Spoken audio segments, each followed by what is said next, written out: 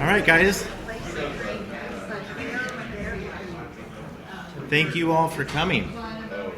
I really appreciate it. It's been an exciting couple weeks, to say the least. Everybody gets their information from different places. I notice, I get a lot of people sending me Instagram posts and everything about how you can help your, house against fire and all these sorts of things. So some of you may have seen a lot of what I'm going to present, but mostly since last fall, the HHA and I personally have been going on a journey of fire awareness and all that stuff. So I have a whole presentation about fire, some about crime, and some about emergency preparedness, and then also at the end we'll talk about tourism. For the most part, let's get through the presentation and then we can open up the floor for some questions and stuff.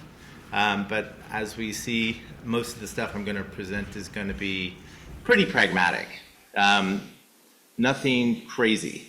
So we'll dig in, and I'd say if you guys have questions or anything, just raise your hand so I can see you the most, so we're not talking all over each other or anything like that too. That would be great. All right. So first of all, is everybody here on the WhatsApp, or everybody not on the WhatsApp? If you're on the WhatsApp, then you can see it's kind of become mayhem a little bit in some aspects. So we've, my wife and I, when, we were evacuated for the fire down in San Diego, we spent some time talking about it, which is why we took the main neighborhood watch thread and made it into a community thread, because there was just no keeping everybody from chatting on that. And I'm doing my best to keep people off the critical alerts unless it's an actual critical alert. And it's hard. If everybody, we're going to come up with some rules that we can put through on the threads, just so people try and keep the commentary and stuff to a minimum on the security thread. I know for the original thread that we came up with, a lot of people were depending on that for safety information in the neighborhood. And so when everybody started commenting, then people started to tune out. If you've noticed, in mine, you have like the community, the whole Hollywood community and all the different threads. You can mute each individual one for anything you don't want ringing through to your phone. So I would advise anybody to do that. Use the community thread as something you browse, like whenever you jump on Facebook or something, you'll go through and just browse people's posts. And the security alerts is the place for pertinent information.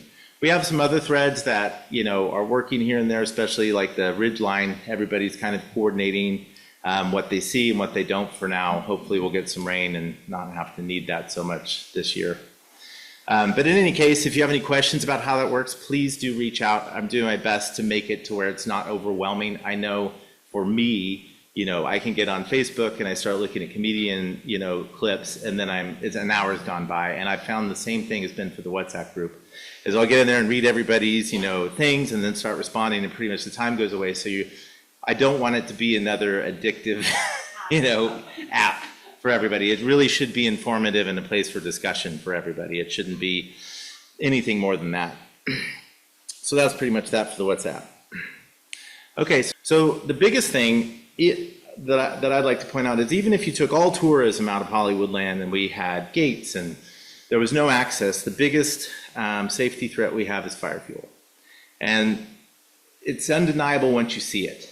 And I'm sure everybody spent a lot of time cleaning your yards up, with all the different trimmings and everything that's been blowing around.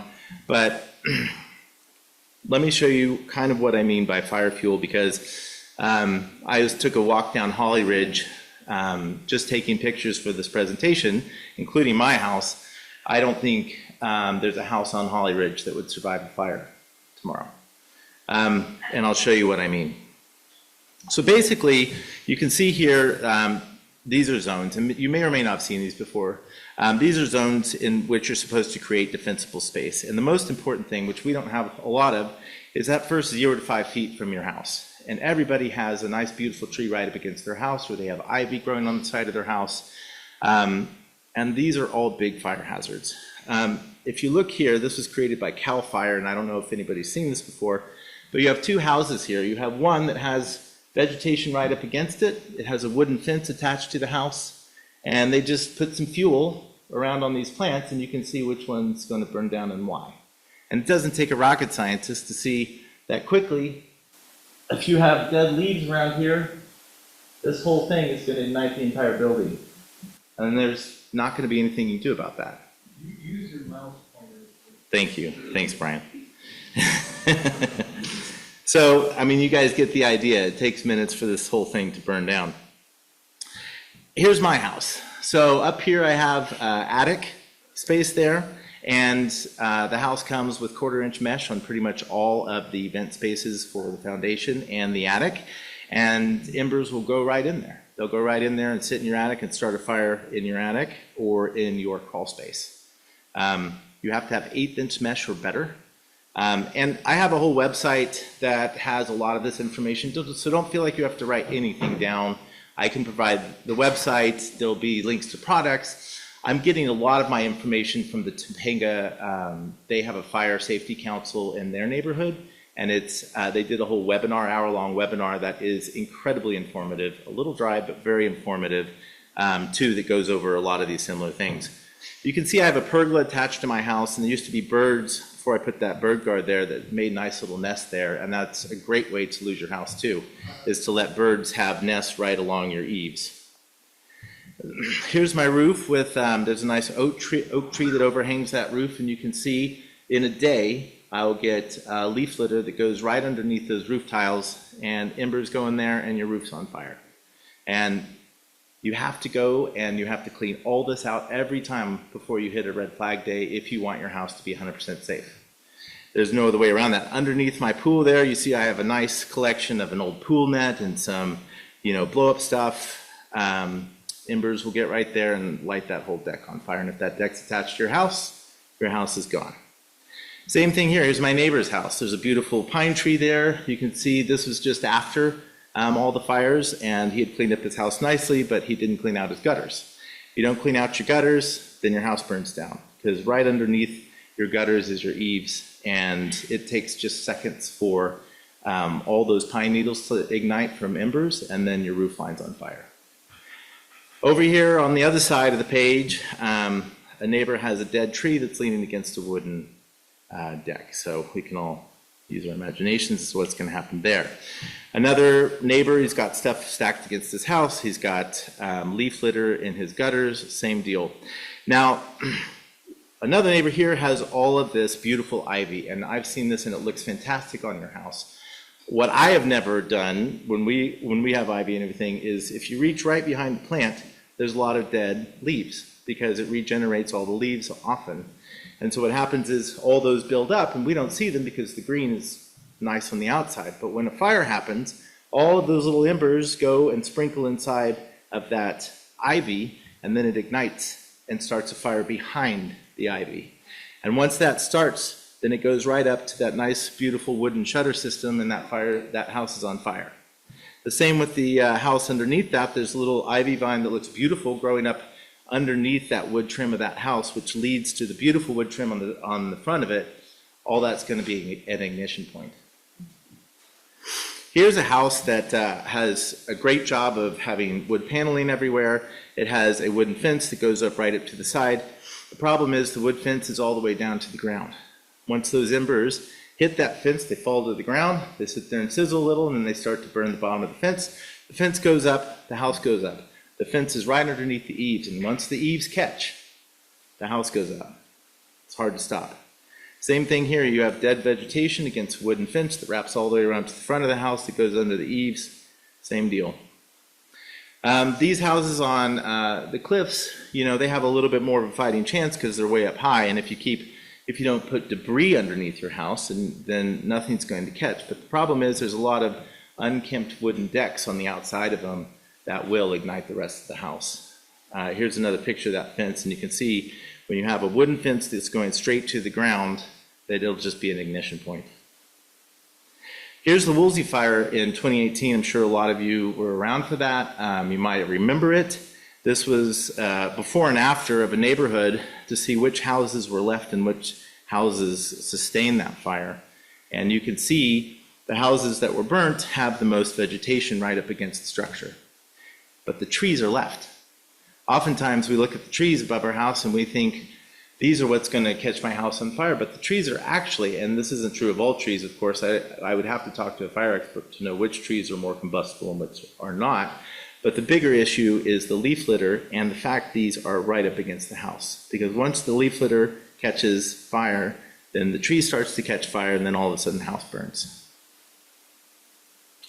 So pretty much, I think we could do a whole meeting just on fire preparedness, and that's something if we want to do as a neighborhood. I'm sure we can get some fire experts out to talk about vegetation, stuff we can plant, and other ways you can harden your home against these types of things, products, all that type of stuff. I will include this on my website as well, but again, I plug the webinar by the Topanga Fire Safe Council. Topanga is a big area, and it's the only neighborhood I know that's in direct line of being at risk of fire that has a fire safe council, and they are a fire wise community, which is a very difficult thing to attain. It takes a lot of work by a lot of people in the neighborhood to become a fire wise community. But what happens is when you do, you can really protect your neighborhood against, you can prepare it to survive fires like this. So the things I recommend, have your house assessed by a fire professional. If you saw on the WhatsApp some people were plugging some services, there's definitely people who will come out and you can pay them, and they will look at your house and they'll recommend products for you to put on your house and protect it, and ways you can cut back and regrow vegetation so that it's not endangering your house. Dante is a great individual. He does it for free. He works for the fire department, so he's probably not available for a while. But definitely get your house assessed if you don't, or at the very least, watch the Topanga Fire Safe Council. Take an hour, get a glass of wine, sit down and watch it. And if you don't see your house in a different light, I would be surprised by everything they say. It's the best thing you can do to make this neighborhood safe. This is by far the #1 threat.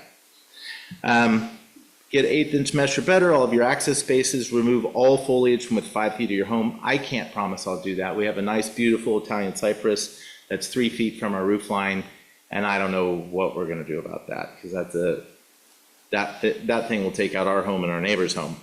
Remove dead material from the outside of your entire home, gutters, roof, quarterly if you can, and definitely before red flag days. You can get the gutter, metal mesh, and there's very specific kinds that you'll want to get if you have pine needles or anything falling on your roof, because you don't want to get ones with like little holes in it, because then the pine needles go in the holes and create a nice little place for fire.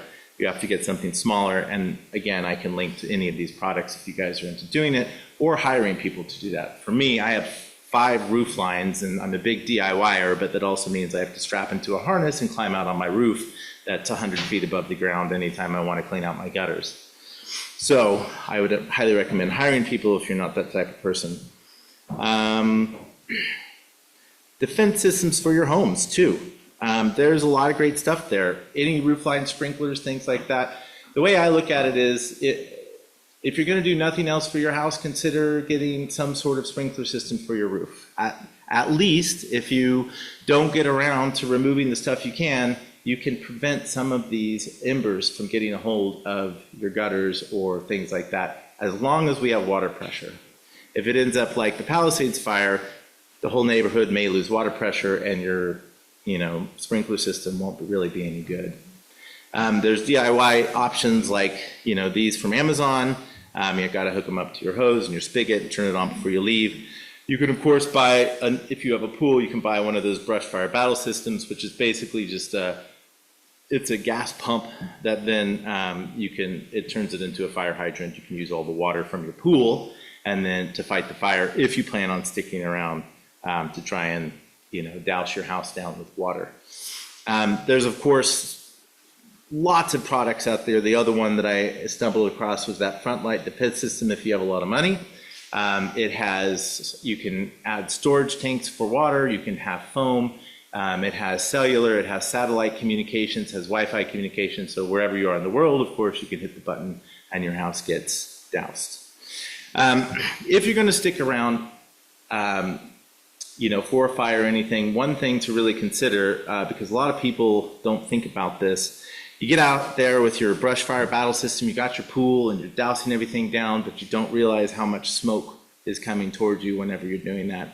Always have an N95 mask for this. We're all learning this, of course. I also recommend every member of your family getting one of these fire masks. They're $50 each, they're expensive, but we have, very restricted ins and outs of this neighborhood, and if we were ever in a position where we ended up like, paradise, which is of course a possibility, especially with the issues we have with traffic here, you might need an hour of breathable air to get out.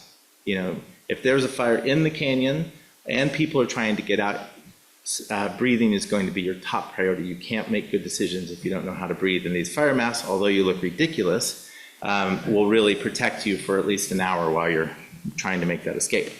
Always have a fire blanket. I think those are really great. They're better in some ways than having fire extinguishers in your home at all time. So great things to have around. Now, when to be alert. Of course, Red Flags Day, we all know that. Santa Ana winds are predicted and wind gusts above 30 miles per hour are predicted. Generally speaking, what we have found out is our canyon doesn't get gusts really much more over 50 to 60 miles per hour. And that's just because of where we're located and how we are protected by the larger mountain and things like that. So that's generally a good thing because we don't get as powerful winds as you might get in the Palisades or Malibu, where the winds can pick up to 80 to 100 miles per hour. And that's a big difference for fire spread. When the Tubbs fire happened in 2017 in wine country up north, it was hurricane force winds. Nobody knew the fire had broken out, and neighborhoods, people would wake up, they would see the fire, they'd go run to the front door to escape, and the fire would be covering their car. The fire department had all these engines coming to fight it, and they'd say, okay, let's meet up at Walmart in 50 miles, and they'd get there and Walmart would be on fire. There was just no way to get ahead of that fire. So you always want to try and be prepared in high wind situations because wind is going to be the biggest deciding factor of how you get out and how you protect yourself, especially when it comes to breathing with masks and things like that. So when to evacuate? Judging from last week on the WhatsApp, people were really asking, when do we go? When do we go? Are we evacuating? Are we evacuating? If you have a place to go or if you're really nervous, get all your stuff in the car and just go. Don't wait for anybody to tell you because the Watch Duty app is great, but it lags behind real data, probably 10 minutes or so sometimes. So you can't count on that to tell you that there's a fire outside your front door. Count on the WhatsApp. People have been really good so far about talking about when there is fire, where they see it.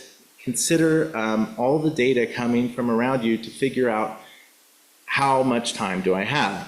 For me, last week I had Watch Duty, I had AccuWeather, I had Ambient Weather Station, and I had Air Care, and I had it all, flipping between data. So whenever the Sunset firework, broke out, I saw that all of the wind was coming from the northeast. So you have the Sunset fire over here, and then we're over here, and the wind's coming this way. I know we have some time. It's going to grow this way only for fuel. It's not going to grow because of wind. So you have a little bit of time to get out. It doesn't mean you have all the time in the world, but it does. Educating yourself with this type of data is going to really help you make a decision as to which way you want to get out of the neighborhood. If one road is blocked, if another road is blocked, you can use all this information to really make an informed decision as to what you're supposed to do. The reason Ambient Weather Station, and this is changing, there's one of my neighbors who has one of these, and it reads real data of wind speed that comes into our canyon. So you're not just looking at an app that is aggregating it from the top of, the mountain over here or Glendale or something. You're actually seeing what hits here, because as we saw on the Monday after a week ago, I think it was a week ago now, I can't even remember, high winds were predicted, but nothing came. So that can also often happen too, is we all panic and may think that there's 30 mile per hour gusts happening when they're not. If you can get local data in the canyon, you're going to be a lot better off. And you can do that with Air Care too. Plenty of people have at home AQI readers, so you can really know what it's like inside the canyon. Of course, if you don't know about Notify LA, I know it's a joke now because of all the alerts that they messed up on, but it is generally you want to be able to you want to be signed up on Notify LA so that when they do give out evacuation orders and stuff, that it will come to your phone. Okay, routes. Now, this is a big question. When we spoke to fire safety officials, they are unwilling to give us routes. And part of the reason for that is I don't think they want the liability, and they don't trust the general public to make an informed decision as to how to get out of their own neighborhood. And I can see some of that makes sense and some of that doesn't. Generally speaking, I'll show you what I've done, and I'll make this available to everybody, of course, offline, so you can look at it for yourself. But I've created some Google Maps and that basically allow you to go on and plan whatever routes that you think will be best for where you're located in the neighborhood. You can toggle satellite on and off. So basically, you can see here. This is from the top of Beachwood there, and this gives you several. This is basically a scenario of like if you go this way and Beachwood is closed, then these are some of the streets you can take to get out. You can download these to your phone, and you can have them on there all the time. The only bummer about Google Maps is it doesn't allow you to navigate these maps, so you can't bring it in your navigation and follow it. I really do recommend that everybody chooses their 2 best routes out of the neighborhood and prints it and puts it in your go bag. And I would recommend everybody having a go bag, of course. But you can go on here and you'll be able to play with all the different routes and decide which one is going to be best for you. This one actually goes through Mulholland Highway, but because one of our neighbors decided to add all the data to Google Maps and say that road was closed, it won't link it. But pretty much you can see there's many ways to get out of the neighborhood, and I'd recommend all of them. Just study which one's going to be best, have some in your back pocket, and really understand which way you might want to go. One thing that people don't know about, and I'm going to point it out here, don't start going to cut locks, to get to work faster using this road. But at the end of Holly Ridge, thank you so much. At the end of Holly Ridge, there's the last house on the right if you're walking down Holly Ridge towards Beachwood.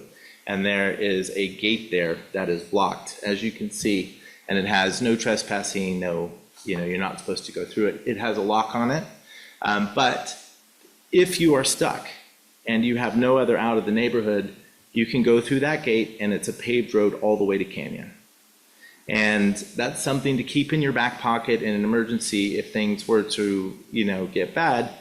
I would definitely use that. You just might need to bring bolt cutters or something to get through the locks, or a sturdy car.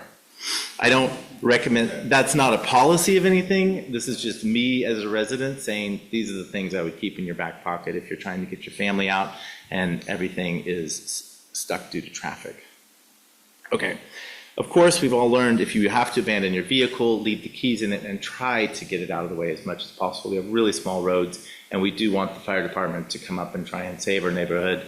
My wife's boss was one of the people going out of the Palisades fire, and traffic was stopped, and so he, like many people, were imagining the Paradise fire, and everybody panicked and went on the opposite side of the road, and then that got stuck, and then the fire department tried to come up, and they couldn't. And so they had to bulldoze it, costing probably 30-40 minutes of time where they could have gone up and started setting the line.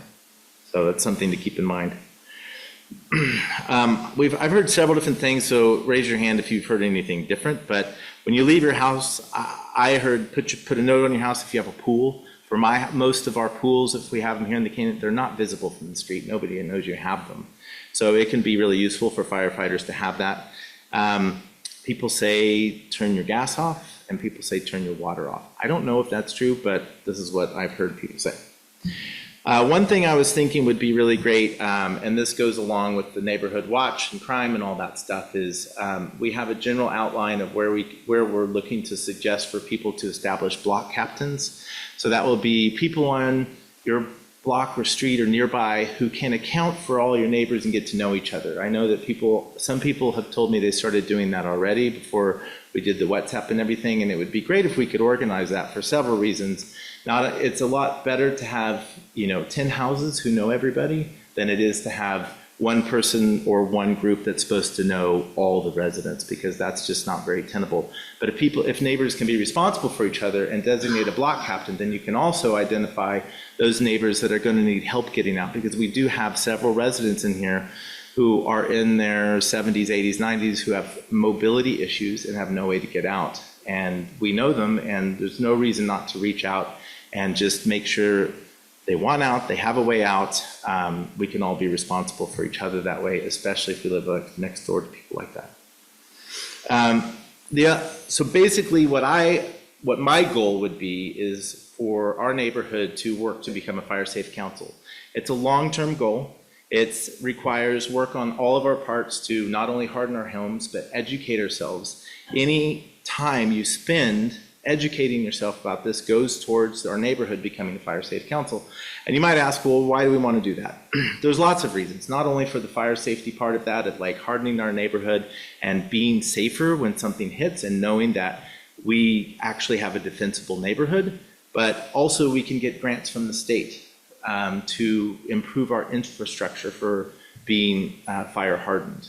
And that would be a really nice thing to do for fire hydrants. For some of it can go towards brush clearance. We all have neighbors who might not be able to afford $10,000 tree removal or things like that, and these types of grants can go towards that.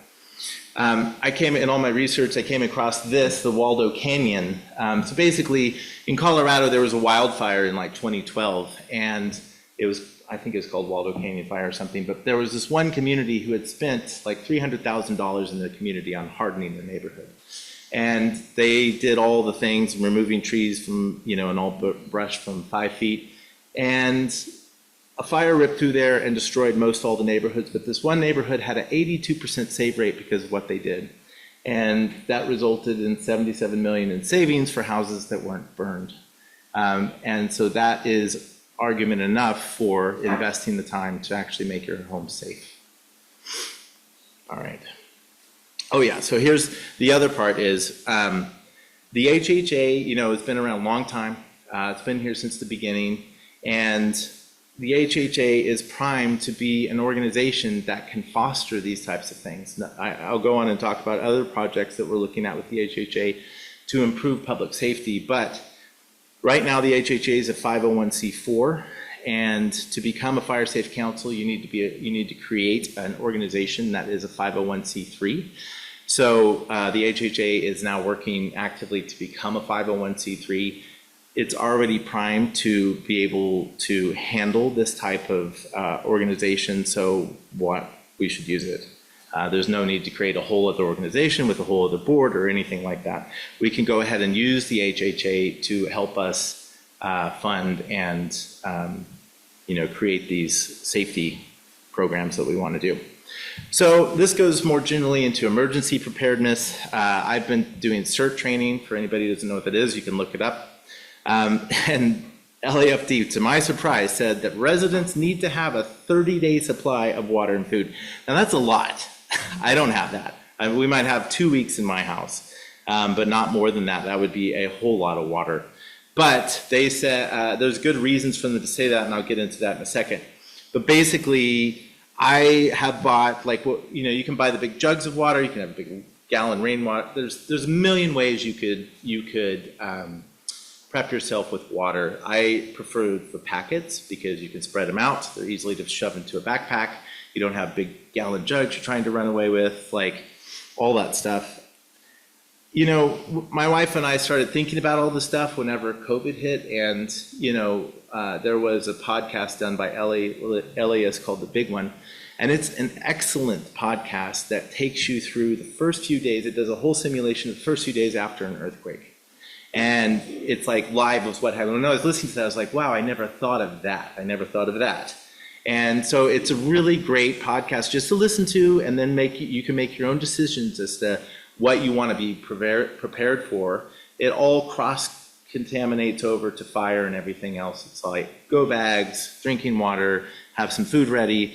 As we can see with the fires last week, we just shouldn't be 100% reliable on the city to help us out.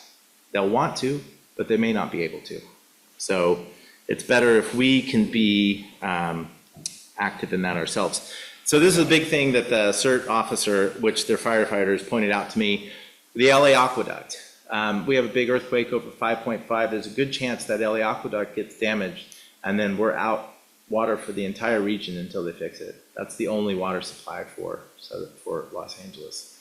So that's something to keep in mind about with an earthquake, 5.5 or about. The Northridge, anybody remember what magnitude that was? I think it's 5.61, 6.4. So that's just something to keep in mind. Does anybody know what the #1 injury for an earthquake is? The #1 hospital admittance, why people went in? Anybody else? Glass in feet. Nobody puts shoes by their bed. You know, everybody gets up after an earthquake and they go run to their kids, or they go run, you know, save your pet or whatever. And pretty soon your feet are full of glass and you can't stop the bleeding. And so now you're a liability and you can't even get out of your house. And nobody's going to come for you because everyone's responding to bigger things. So keep shoes by your bed. That's the easy fix for that one.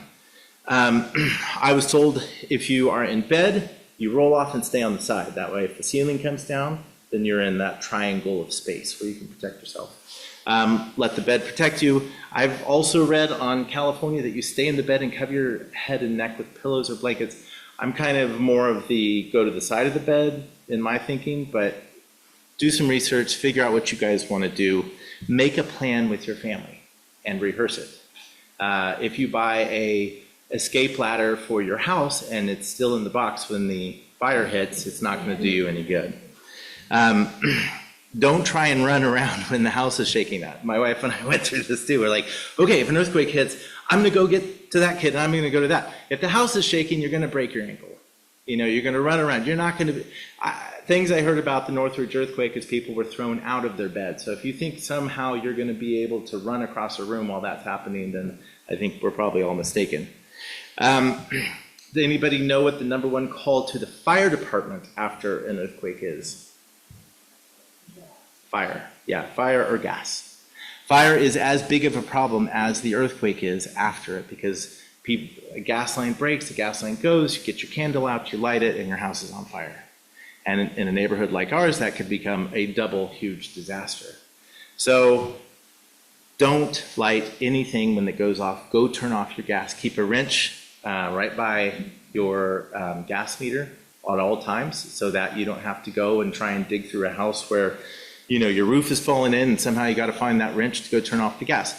The best thing you can do is put in a automatic shut-off valve for earthquakes. They're not that expensive. I can recommend a plumber to do it, and it automatically shuts the gas off if there's any shaking above a certain magnitude. So that's a big plus. Then you want to look to your neighborhood leaders for information and from your city.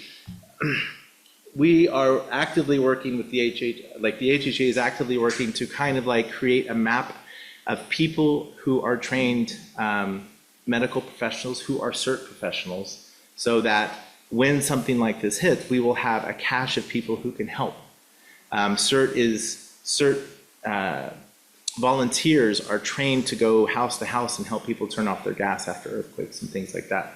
And these are the people that we should be looking to help us whenever we get in this, because fire and the city is going to be further behind. They're not going to be able to help us immediately, so we really have to help ourselves. If anybody here is that, then I would volunteer your information up if you have any skills in triage or medical or anything like that, because it would be good for us all to have that information to be able to help out if something hits. Okay, make a plan what to do, rehearse it, and make sure your go bag and emergency supplies are ready. Go bag checklist, I can put this up, you don't have to write all this down, but it's all good things to have around. This is on any emergency preparedness website that the state or city has to offer. Anybody have any questions at this point? Because we're going to move on to crime. Now that it's all like, everyone's super happy now. Is this something you can distribute to us? I can, yeah. I did create, so this is before the Armageddon hit this year, but I do have a website that I created with a lot of this information in it already. I need to update it, but basically there's a lot of information that I have in here already on the website. It's something that the HHA can also tie in. Again, this is all just me sharing information. So none of this is like, this is the official word to do this. You really have to be responsible to yourselves on making a plan for yourselves. You know, of course, any of us are here to help you figure that out. If you guys have trouble figuring it out or knowing what to do, I know a lot about, you know, hardening your house now. So if people want to call me and ask if I can come by and look, I'm always happy to do that. So, you know, use the people in the neighborhood who are willing to help out. I come from Oklahoma, and what I noticed is when I first got here, you know, in Oklahoma, people just come over and start talking to you. And after the first 2 years of living in LA, I would fly back to Oklahoma, and somebody would start talking to me in the bathroom, and I'd just be like, what do you want? You know? And that's largely the way LA can be. You know, our neighborhood's a little different. I think people are really friendly. I can't go outside my house without getting caught in an hour conversation, which I enjoy. But, you know, I think it's important to realize, like, I really want to help people. I really want people to feel comfortable and people, you know, to have a sense of community. There's no ulterior motives, you know. We're all just trying to, like, be prepared together, because if we are, then that's a good thing. We can really benefit from that as a community if we are. Did you mention fire.gov? I have not, no. I found that to be an absolutely fabulous resource. Fire.ca.gov. Thank you, guys. Some of us are still figuring that one out. What is the URL for your website? Mine is hollywoodresidence.com. And back when I did the parade, I created that website just to have pictures and stuff on it. So now it's going to have this stuff on there. If a fire does come through, there's a good chance there won't be cell, you know, so keep that in mind. You know, that's why I recommend having hard copies of your maps and stuff to get out, because if you lose cellular data, none of us can look at watch duty or any of that stuff. You kind of have to, like, figure out that how can I do this offline. For the Google Maps stuff and the evacuation routes, you can download that and it can be local on your phone, so that you can have evacuation routes on your phone if you're good at keeping that charged and having an extra battery. Okay, so moving on to crime. So the whole reason kind of we started the WhatsApp was really about crime. And it was mainly, you know, I'm sure for any of you who have been on the app for a while, you all know Michael Nazo. And Michael Nazo came about when I was in Hawaii with my family, and he started making a nice little home in my trash can garage. And my neighbor, Eric Vidal, I said, hey, can you go talk to this guy and not get him to not make a home in my garage? And so we went over there and started talking to him, and pretty soon he figured out that Michael Nazo had been stalking his teenage daughters, and that Michael Nazo had been peeping in his daughter's windows at night, and that Michael Nazo had a whole thing full of toys and 17 magazine and all this stuff. Now, Michael Nazo is definitely like one of the members of our, you know, greater city who is, you know, in distress. And there's lots of different categories for this, but essentially what happened is Michael Nazo had assault on his record. He had terrorized the family over in Canyon, and now he moved over here and had picked out 2 individuals in our neighborhood, my neighbor being one of them, to start stalking. So Michael Nazo then, he has him taken away. He gets released 2 days later, and my neighbor got a criminal restraining order since minors were involved that needed serving. So I took it, and I found Michael camped out in one of our stairwells, you know, where there's a lot of vegetation. And Michael was there on a bench with his pants off, jerking off to 17 magazine. And so we served him. We got the cops to come arrest him, and then he got put away again for another couple years. Well, cut to now we have a problem with him again. He's showing up for the same girl on the other side of the canyon, shows up in her backyard, leaves her little toys, and looks in her window all the time. The WhatsApp group has been absolutely critical in getting him caught, because we would go over, we would try to get the cops to catch him, and then he would escape before the cops get it, and they wouldn't pursue or look around the neighborhood for him. So finally, I was in December, Michael Nazo again went in her backyard. She called me.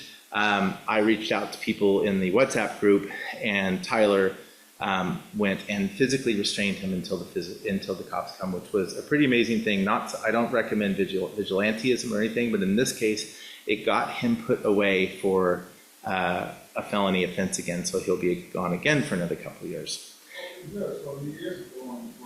Yeah, I'm told by, you know, the girl who has the restraining order against him that he's gone for a little bit, so we don't have to.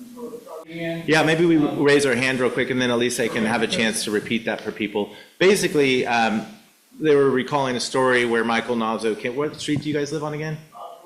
On Deronda.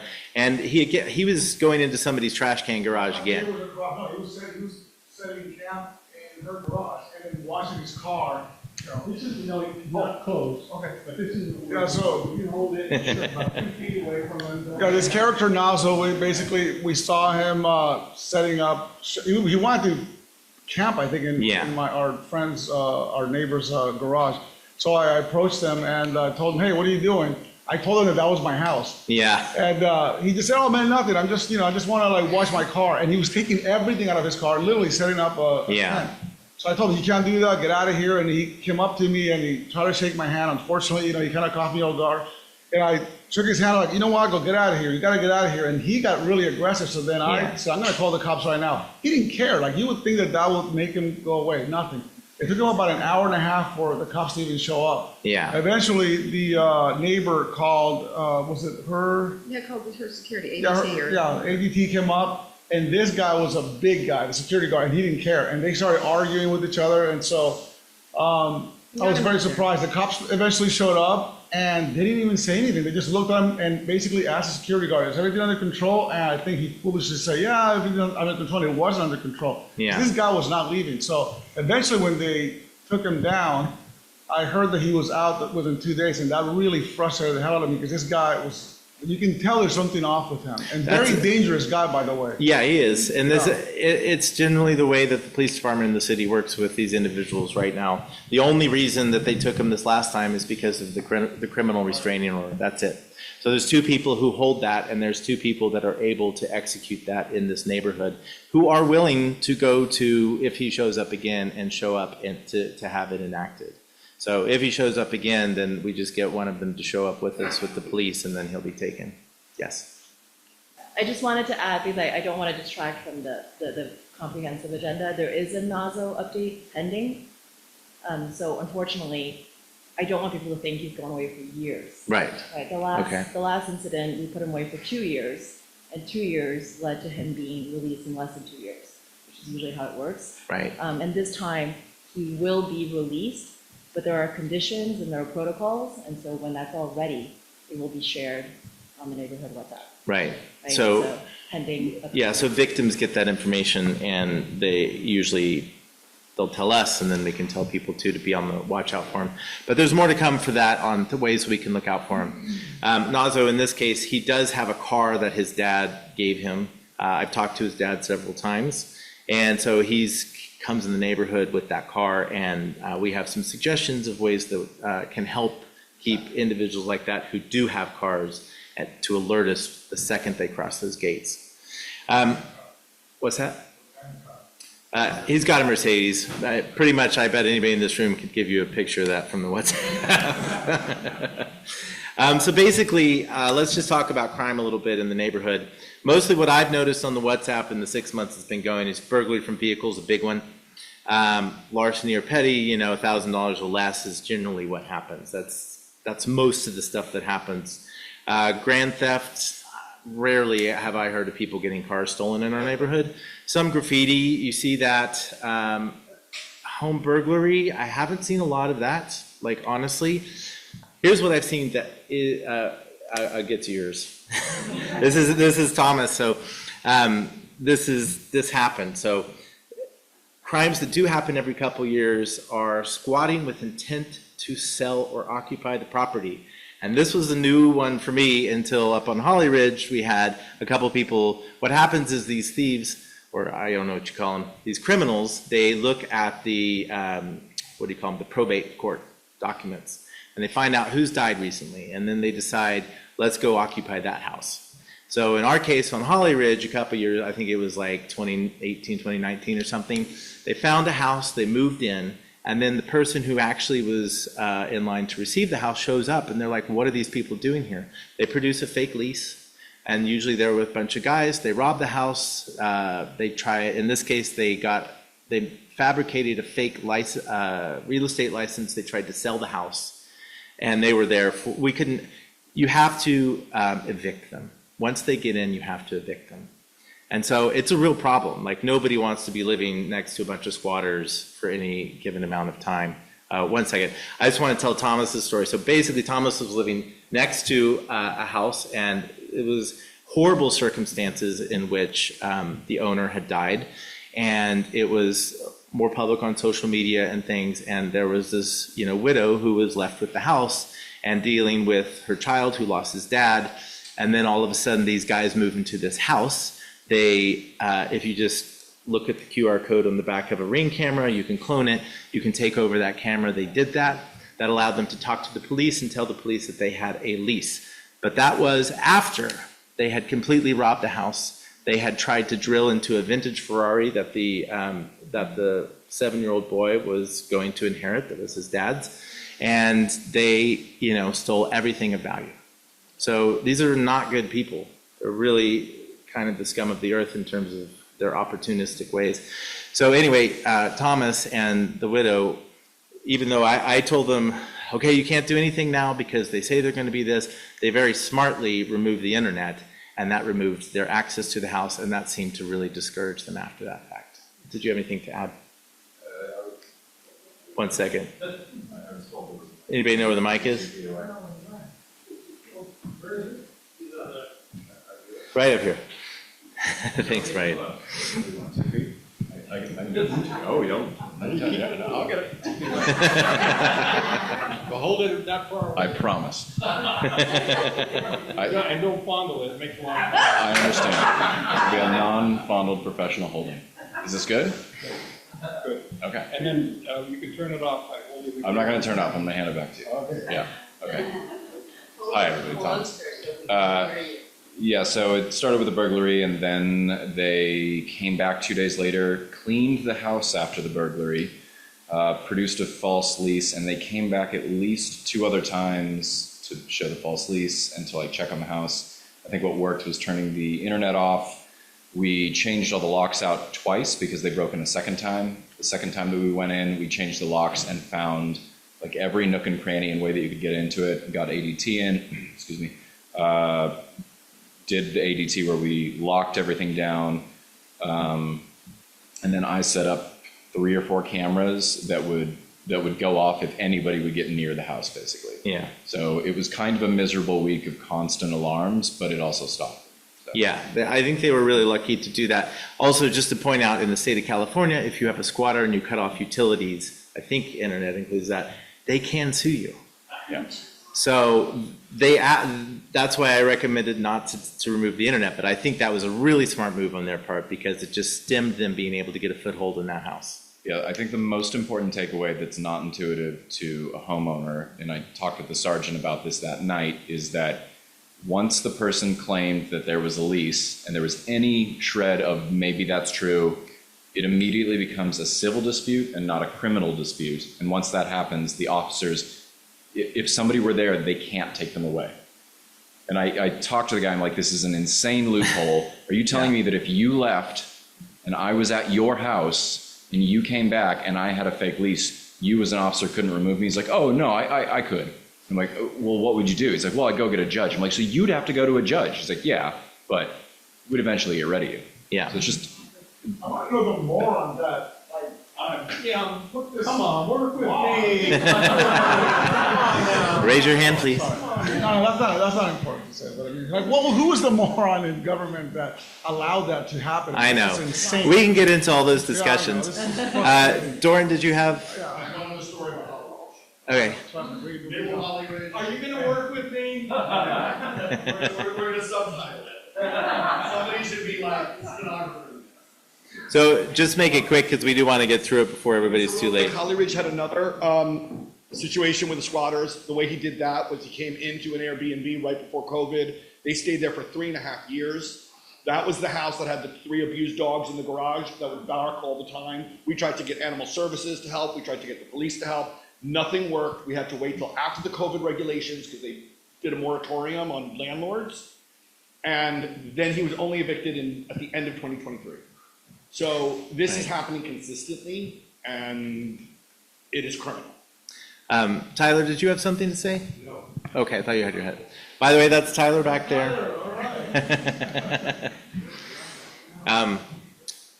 Okay, so that happens every couple years. You know, the consistent problems that I think a lot of us are afraid of are these, I'm going to call them individuals in crisis, who come into our neighborhood, you know, like Calvin Harris on New Year's, who came in with double butcher knives and terrorized Holly Ridge, and there was SWAT and everything for half the night. I don't know if everybody saw that happen, but it was pretty weird because then he was released 2 days later. Shocking, right? What I noticed is LAPD does have crime mapping, and it does show crimes that happened in the last 6 months, and generally you can get a sense of that, but they don't report everything on there. What I noticed specifically they don't report is these individuals in crisis problems, and the problem with that is these guys are generally on some sort of thing. I think my wife makes fun of me because I talk about P2P meth too much. But I think it's a lot of it is this street meth that's going around. And for anybody who doesn't know about street meth, I'll just describe some of the psychological side effects, and you might recognize this as some of the mental health individuals you've seen in Hollywood. Within 48 hours of taking this type of drug, you get psychosis, violent paranoia, isolating behavior, hallucinations, delusions, massive memory loss, anxiety, aggression, and violence. These are the guys who are on the street, and they are likely a great legacy of the opioid crisis in the early 2000s. And they end up taking the street meth, and they end up being very dangerous because they're in the middle of violent paranoid delusions. And we come in contact with them, and you can't always think that they're harmless. I'll skip ahead to this. The whole impetus for me starting this was we had a good friend. She was strolling her 3-year-old daughter in Echo Park, and this guy was across the street, pulls out a butcher knife, stabs her in the stomach in front of her daughter. But the WhatsApp group, the Neighborhood Watch, immediately she gets on there. They come out, they take her daughter, they protect her. The police come, the ambulance comes, and the WhatsApp gets all the footage together. Somebody recognizes him. They say, we've seen him at the Dream Center. They go there, they detain him, and then the police can arrest him. But she has to show up at every hearing to testify that he is violent. And this is his second time stabbing somebody. So he's been let out twice. For some reason, our city is not, they don't see these individuals, they don't know what to do with them is what I think. I think it's a line between people being addicts and people being mentally ill, and it's really an addiction problem. And the city doesn't really have any idea how to deal with it. And it's not just a LA problem, it's a San Francisco problem, it's a Washington problem. But the problem is, it makes us as residents have to deal with them. You know, I wouldn't have recommended anybody to go and try to get Calvin Harris to leave, you know, because he had knives. You know, nobody wants, unless we have any ex-military Navy SEALs around who know how to deal with that, you know, all of a sudden we're in this position where we have to deal with these individuals.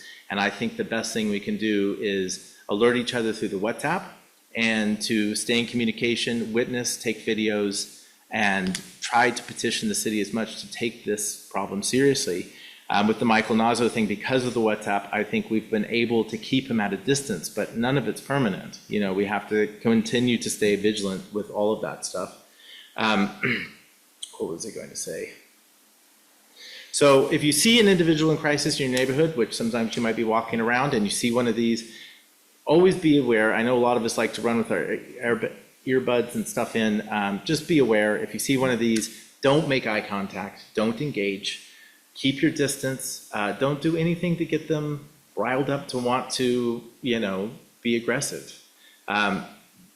Contact it, and then I think that we as a neighborhood have to kind of figure out what we're going to do. Of course, you can dial 988 for city mental health services.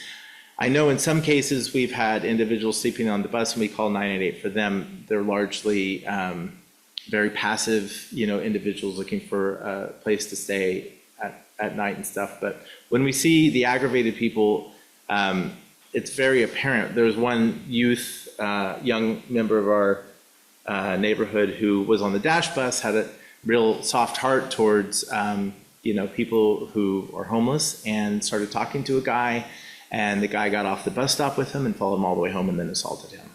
So it's hard because we're carrying individuals, we want to help people, but you really have to be smart about how we interact with these guys when they come in our neighborhood. Yes. I don't want to call for the mic. Yeah. Thank you. Hi. Thank you. A positive story, I don't know if this is helpful, is about early December, I came home, I'm on Upper Ledgewood. There was a person sleeping like in a ball, like basically on my front, on the corner, on my front lawn, basically. So I called 911, and there's like a back and forth. They're asking, what do they look like? What are they wearing? I'm like, can we just shorten this? I didn't want to get too close because there's a person sleeping in my thing. Can you just send the police? Like, I don't want to do like a 4-hour, like, what's going on here? And they're like, sure. So they sent the fire department, and they were great. And I'm like, it's a police thing, right? They're like, yeah, I asked for police on the fire department. The fire department, they do this all the time. They called the police. The police came, and they walked the person out down the neighborhood. So the LAPD did show up and got the person, as far as I know, was not violent. It was a woman, I think, just sleeping. But I guess what my question is, if we see somebody in the neighborhood, who do you call and what do you do? Was that the right thing to do, or is there better? No, that sounds like the best thing to do. It ended peacefully, like you had people come that could do that. I think that's great. If that, oftentimes what happens is the police don't come. They're like, well, if they're not doing anything. And in that case, it's like, especially if they're threatening, get more neighbors involved. Because at the very least, we may not need to go and confront them, but if we show up 5 strong, then they may think twice about doing anything. At least we could convince them maybe to leave the neighborhood that way. And I'm not looking to hurt anybody or be a vigilante or any of that. It's just like, it's really hard to know what some of these individuals will do, and we have to find some strategy as a neighborhood to figure out what to do, because I know lots of people who want to go walking at night on their own, and especially if you're a woman, I would say don't, because you don't know who's sleeping in the bushes. Somebody else had a good question or something? And so, any case, I think we can come up with a way to do that. Typically what's happened in the past is we've gotten a few people have gotten together and went out and confronted them to leave. Tyler has done that definitely a few times, which is awesome. He's a much braver man than I am. Not to say that I wouldn't do that, but my wife would never let me do that.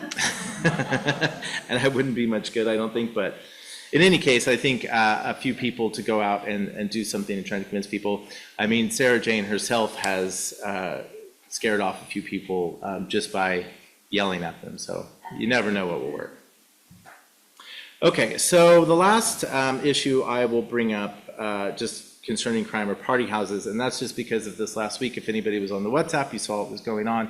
If you have any questions about what that was, I did when it first happened. Basically, the night before, there was a resident who lived right in front of that house, had somebody try and break in her back door. They picked up a big potted plant, they threw it against the back door, and she showed up and the person ran off, which is a little unusual. We don't generally, with the exception of Beatrice, who lives behind me, that generally hasn't happened a whole lot.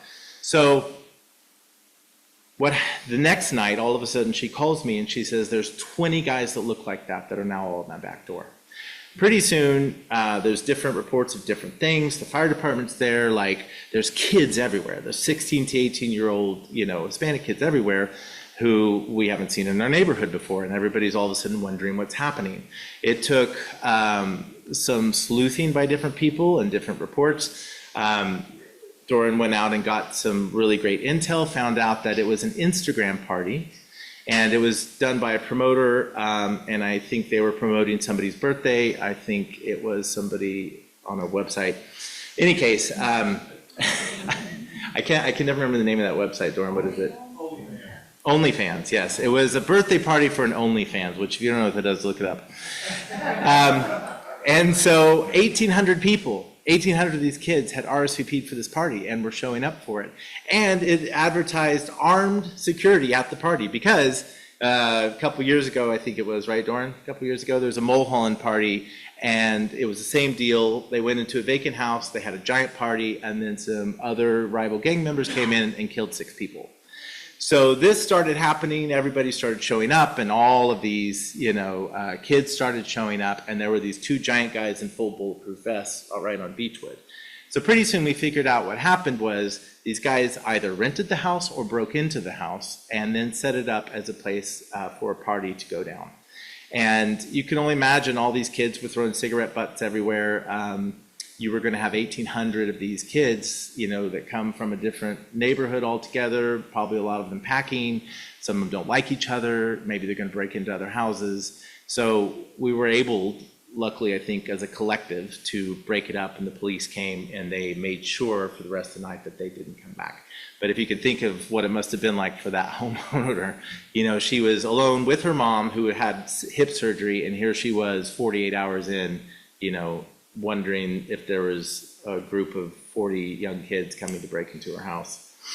But the WhatsApp group really, it helped a lot to band together, figure out what happened, and then hopefully put her mind at ease a little bit. Okay, so, I'm just going to mention this book, that one. I'll put this up on the site too. If you want to understand more about street meth and why we're here and why we have the homeless crisis that we do, this book is great at explaining it. Okay, so if you have cameras and you're on the WhatsApp, whenever something happens on your block and somebody says, hey, car break-in at this time, can you give camera footage? It's a great place to compile that. What I do is I take any of that footage that has to do with the crime, I put it in a folder, and I send that to Heather Mata, who's our senior lead officer. We're doing that mainly to catalog all the crimes that are happening. You can get more police resources if we can collectively put this evidence together. The village has a camera system that is run by the HHA. It does need upgrading, but it is a camera system, and that is the only eyes in that area, which is our main artery in and out. So it's good if we have good cameras there to watch the neighborhood. And here's this is our next project that can be done through the HHA and can be done through your support of the HHA, is the flock safety cameras. So flock safety cameras are pretty cool. Basically, this company comes in and they set up the camera. It runs off solar. It goes at the ingress and egress point right there by the village gates, and it snaps photos of license plates. Now, that may not seem all that interesting, but that gets a database which is very interesting. The database catalogs make, model, color, type of vehicle, and the license plate. You get repeat offenders, you can set up alerts like Michael Nazo. We can put his license plate into the system, and we get SMS alerts every time he comes into our neighborhood, if he comes in that car. Any repeat offenders for package thieves, for the thieves who are breaking into Thomas's neighbor's house, those types of things, we can get alerts for those. If something happens in the neighborhoods, we can find that description, and we can put an alert out that somebody's come into this. This ties into LAPD's database, and they are able to read all the camera readings that we are, and when they have a known criminal that goes into our neighborhood that's on their radar, they will know when those criminals come into our neighborhood. So these can be extremely valuable as a data point for us to curb property crime and any of these other types of crimes that we're talking about. It also catalogs all this. But one of the most interesting parts of this is you can add a data analysis point for traffic analysis. And we can start to catalog overweight vehicles, we can catalog tourist vans, we can catalog RFVs, and we can actually have a workable evidence to talk about the amount of tourism and traffic that we get into this neighborhood. So it's a great place for us to gather evidence to start to make our point to the city on how to fight some of the over traffic that happens in our neighborhood. So that's something, they're not cheap. So they're $2,500 per camera plus $600 installation per camera. You don't own any of the equipment. They upgrade it. They take care of the equipment. If it gets damaged, they are the ones that replace it. So it's basically just a subscription camera system, but it's a very valuable tool in keeping the neighborhood safe, in my opinion. How many do we need? Ultimately, I think Lake Hollywood Estates is really interested in getting these two. So we can share data back and forth because they have a main interest point and we have a main interest point. So ultimately, we should start with two. We couldn't start with one. We absolutely can just start with one and see how it goes. But they recommend an ingress and egress so that you know when people come in. Exactly. Yeah, exactly. A lot of what Thomas said was half the cars don't have plates on the front. So it's really important to get all that data, but that of course makes it doubly expensive. That means for us just to get the first year going, it's almost $7,000. However, if everybody is joining the HHA for $100, it won't take us long to get there. You know? Of course, absolutely. You don't have to join the HHA to take part in it. Yes, Doran said we could create a GoFundMe. Ultimately, you do want the HHA to be the funding center for that because you need an entity to have the contract with and things like that. You don't have to be a member to be a part of that. It benefits the whole neighborhood without necessarily having to be a member. Of course, I recommend becoming a member for that. However, you don't have to be, you know. Thomas had a question. I wanted to just add a thing about cameras because everybody's going to have a camera, and I think it's important to know what it can do, and what it can't do, because I've spent a lot of time on this, and I've talked with every detective about it. A couple things in general. If there's a crime that happens at your house, there's like 3 detectives for like all of our district. So they're not going to solve the crime. And that sounds bleak, and it is bleak, and all of them are sad, and it is bleak. However, what you can do in terms of cameras, get as many as you can. That sounds hyperbolic, but I guess what I mean by that is try and get multiple angles. The only thing that the cops can do anything with is close-up face data. So everybody that's getting a Ring camera, that will tell you when the package thief took the box. It won't give you their face probably because it's a big wide-angle lens. It's happening at night. Most cameras are not designed for photography at night in any meaningful way. You will probably not get a license plate off of that. You do have to get a specialty camera in order to do that.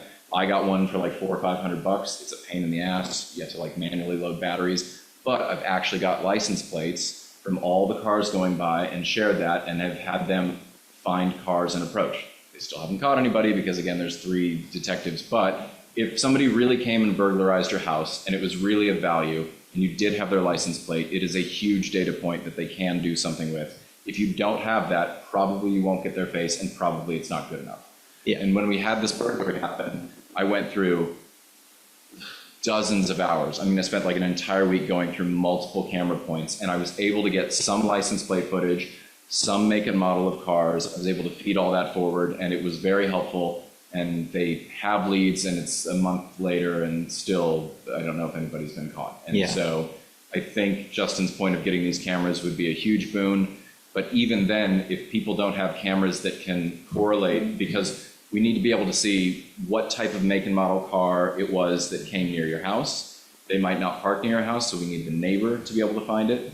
And so at least we have that data point to then say, okay, let's look back at I don't remember the name of the camera, so I'm going to keep calling it Justin. Flock safety, yeah. The flock camera, and then, okay, we're going to look for that make and model data. Yeah. And that's a good point. Like there were some people breaking into cars, and they were pretty sophisticated actually. Earlier last year, they came in with two cars, one to watch out for security, and another one that was going and stopping at vehicles and breaking the glass and then stealing stuff out of the vehicles. And they had like a fake security badge on the side of their car, and they were pretty great. They even had a license plate reader film, so you couldn't, because I had a dead-on front center view of their license plate, and it wouldn't read it because of film they had on there. The only thing, so the thing that the flock cameras will still do is they will log the vehicle, and they will log it as a no plate vehicle, and they would log it as a white Honda 2005. So we still have the make and model. So it's really important, like, to have these data points and really make a difference. And just to talk one step further about car break-ins, don't leave stuff in your car. Every car that was broken into, people left a computer in there, they left a Chanel handbag. Like, we live in Los Angeles, just really try not to, because that's the people that get victimized are the ones who leave that stuff in their car. Anybody have any other points, Lena? I just wanted to add on that comment. I just wanted, because it was timely to add to Thomas's point. When there is a crime that can be prosecuted and you're working with one of the 3 detectives right at Hollywood Station, the windows that you have to package everything and upload or follow up when they have to follow court is really short, right? So I think there's been comments about how do we catalog, document, date all your evidence. I found myself in a position where I was taking photos of everything before the cops would come, because when they come, the police doesn't take photos, right? So if you don't document, right, there was a meth pipe, right? There was like evidence that was there that if I don't take a photo, right, the cops take it and then you don't have any more, right, evidence of the story that you're telling Right. later. So pretty much we do need to do the job for them. That's how we're going to get enforcement. As much data as you can get. And look, if you don't have cameras, if you don't know how to install cameras, reach out. I have a 5-level house and I have Wi-Fi going from my garage all the way to the back, and I did it myself. So a lot of us have experience on how to figure out Wi-Fi problems, especially for multi-level houses, and what type of cameras you can get and the reason why you might get one. So just reach out. People will help. You want to take the video segments, and we have to like basically edit and cut the video ourselves and date it. Trey sent me his footage, other people sent me footage, right? You have to do the work and then upload it when the cops call you and say, oh, I have to file a report in 30 minutes, right? There's no Right. time to do a whole search and go through hundreds of hours of video at the last minute. So just a call, I support the flock, but then individual cameras, and then still take photos on top. Right. That's my point. That's a good point. Thank you, Lena. Okay, so I'm just gonna add like a bit of naysaying, I hate to be that person, but since I live on Holly Ridge and I've also experienced 4 different crimes on my house, various things, the police do nothing. So we can have a block, it'll help the neighborhood identify. Nina's right, I gave them every bit of information, nothing was ever done. My original break-in, when they stole all of my tile, all my light fixtures, all my plumbing fixtures before I even moved in, the big party next door that was a sex trafficking and a prostitution ring. So I've been through it. So the only thing that I think the neighborhood really needs to start to consider is to prevent the crime. And so our cameras help, the patrols help, but is there a way for us to get a dedicated patrol here that the neighborhood can hire, that we know that is 1 or 2 minutes away from the call, so that they're based either at the market or within our neighborhood? Because ACS and Post are good, they're not great.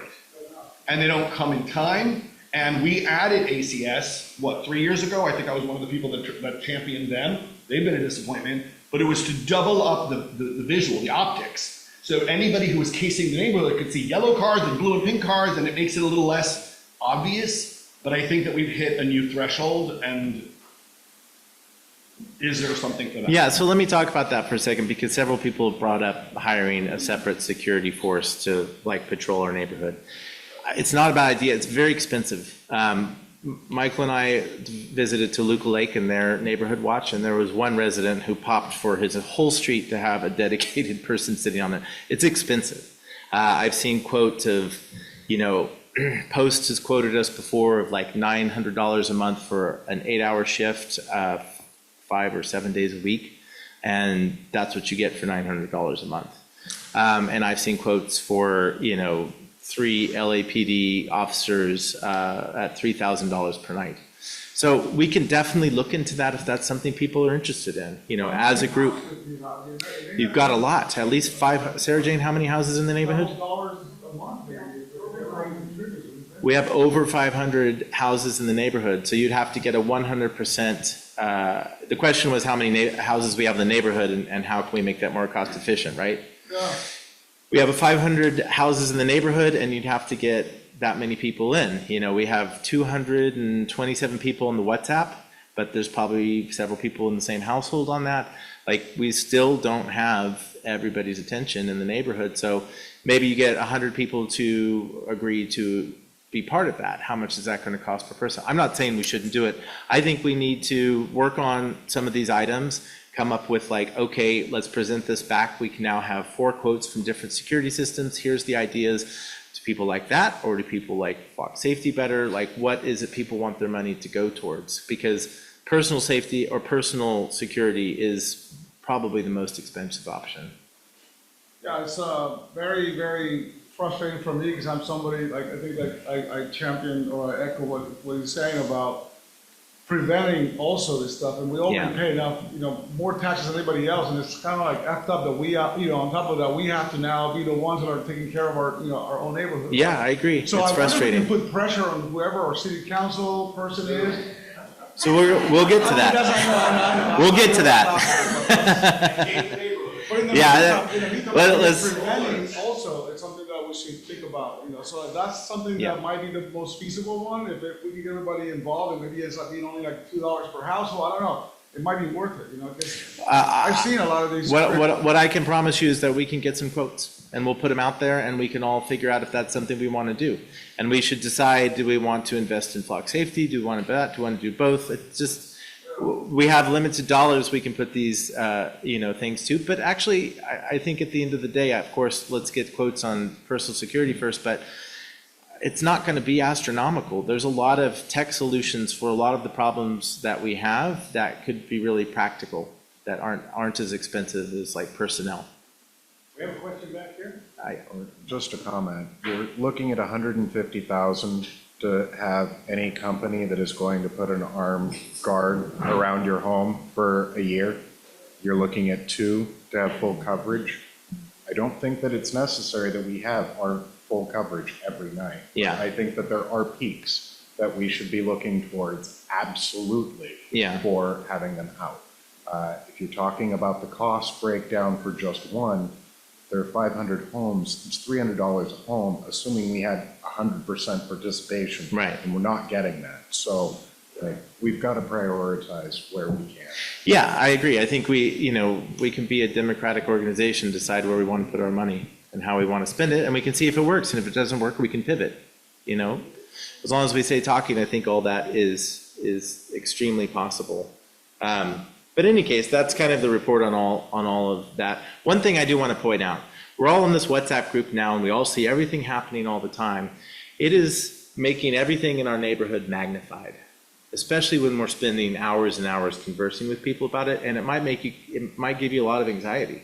Like looking at it and seeing everything going on, you're like, oh my God, I never knew all this has been happening for years. Like there were party houses back in the 90s, back in the 80s, so this is just big city living on some scales, and some of it's surprising to me. I never heard of house parties like that one. It just blows my mind sometimes, the things that happen. So try and take all of that with, when we talk and everybody shares what's happening in the neighborhood, it can get really anxiety and make us all feel something bad. Try to embrace the fact that the neighborhood watch is supposed to bring us together as a community to figure out solutions. It's not necessarily, it shouldn't be making us panic. So try and temper what you're reading with reality, okay? So the last thing we're gonna get to, which I'm sure you all have been waiting for, is tourism. There's a lot of different opinions about this, and I definitely don't want anything to go off the rails in terms of what we could do. Some people want access, and some people don't want access. Some people want gating. This meeting is not about those things. We have 2 big problems with tourism, and the number one is safety. As you all, if you spent any time here during Christmas, you saw, and the HHA has numbers to support it, tourism's up 50% this year. I mean, it was kind of unbelievable, and I don't even live on the access roads, but just the amount of traffic we see and people in the neighborhood, it's a lot. It creates a huge safety risk. Of course, we all are keenly aware of that after the fires. But the second problem is quality of life. And I would encourage you to talk to any neighbor that lives on any of these access streets and talk to them about how long it took for them to get an ambulance whenever they needed it. It took 30 to 45 minutes for one of our board members to get an ambulance when she needed it because tourists had blocked the whole road. Fire getting there, it takes a long time, but just the day, like they want to go to the grocery store and somebody has left their car in the middle of the road and they can't get out of their own driveway. Our neighbors shouldn't have to endure that. Even I live on Holly Ridge and don't really see much of that, but that's just not a way to live. And the city has been very neglectful about this. And I've talked to people in the HHA, I've talked to people in the BCNA, and there is an agreement. There is a consensus of these 2 items that need to get solved. So we can talk about all the solutions for it, and I think we should, but I think we really have to tackle the 2 big problems, and that's safety and quality of life for our neighborhood, and we have to get our council people on board with those items. Here's how I break this down. We need to collect evidence. We need to contact the city. Sarah Jane has been epic in her letter writing to the city. She has been fantastic in creating a record. She has consistently sent a letter to the city every time there is a problem in the view site, and that creates a record, and it creates a case that if something happens, we had it well documented that this has been going on for a long time. Be part of the city government. So the HHA and the BCNA, they are both, and the Friends of Griffith Park, they can all be members of the CD4 working group. And if we can, as a three-organization entity, be consistent and be unified in our messages to solving these basic issues, I think they will listen. If we're separated, then they're getting what they want. Then they don't have to deal with the issue. As long as we all have different ideas and we go in there and talking about anything that isn't having to do with safety and quality of life, then they have plenty of leeway to ignore it. Now, I think the fires are bringing a spotlight more on the safety of the issue, and they seem to be responding to that. But we need to do more. We need to create social media posts unified. We have a lot of people who are influencers. We have a lot of people in our neighborhood who are politically connected, who, if we can get people organized behind this, then we can make an impact on how they respond. These can be effective. I am not beyond civil disobedience. One of my ideas is to, on one of these big days, call news crews out and physically with our cars block the park and just sit there protesting. And anything that we can do, and these of course are last minute things, we should start with all of these. To me, I created, and some of you may have seen it on the tourism thread, I created an action committee for people who actually have time to give to devote towards some of these, because the evidence, all the data that we're talking about, we need to prove that. We need to gather that. We need to organize it. The pictures, we need to prove that. We can't send out a picture to them every time something happens. It has to be, on these 3 dates, we had this much traffic. This is 50% over capacity of our neighborhood. We have roads that are actually this big. We have to make our case as if we're in a legal courtroom. And we need people to be able, who are willing to do that. We need people to contact the city and consistently write emails and letters and all sorts of things like that, including pictures and video and all of that stuff. We have to be on top of that and consistently do that. We need to be part of those meetings in city government with CD4 and carrying through a consistent line of, a consistent wall of support for what we want as a neighborhood, including safety and quality of life. And then we can do things like social media, civil disobedience, and if all else fails, bring a lawsuit. And of course, that would cost money that we would all have to put in order to do that, but that might be our last line of defense. Lake Hollywood Estates has played nice for years with the city, allowing them to, trying to work with them and do all the things, and they have life just as bad over there. They can't even access their local park. And they have had it, and they're considering the flock safety, they're taking drastic measures, and they're heavily considering a lawsuit. We should combine with them and enjoy it and be part of that. If we're all going to do that together, it's going to be a lot stronger. So sign up for the committee, be part of this, come up with ways we can all do this together. That's what I would highly recommend. And find common ground. Like, you know, there's great solutions to be had. A lot of people have great ideas for solution. One idea was to create a permit system like they do at national parks, where you can't go up into Hollywoodland without a permit. You know, there's all sorts of ideas that we have. There's gating. Gating is, Doran has some great ideas for how we get to gating if we wanted to do that. But these are long-term goals. The short-term ones are safety and quality of life. And so we have to tackle those before we can get to any of those, in my opinion.